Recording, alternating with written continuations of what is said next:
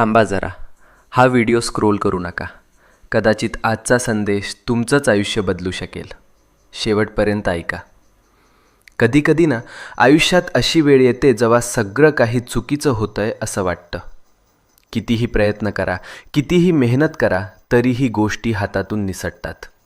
आणि मग मनात एकच प्रश्न उठतो, हे सगळं माझ्याच बाबतीत का होतंय?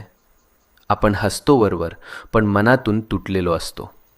रात्रभर झोप लागत नाही, डोळ्यात पाणी येतं आणि वाटतं कोणीच नाही माझ्यासोबत.